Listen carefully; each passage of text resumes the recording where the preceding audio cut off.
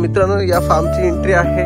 सुरुवातीलाच चांगला असा एंट्रीला स्पेस आहे. दोन्ही साईडला बघितलं तर या साईडला आंबे आहेत.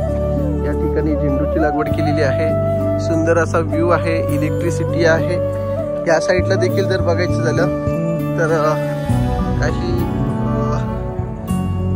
झाडांची लागवड केलेली आहे. सर्व प्रकारची झाडं या ठिकाणी लावलेली आहेत. संपूर्ण असा क्लीन केलेला हा फार्म आहे मित्रांनो. आपण हा फार्म पूर्णपणे बघू शकतो. यामध्ये एक खूप महत्त्वाचा विषय आहे की या फार्मला पाणी हे 24/7 असं पाणी आहे.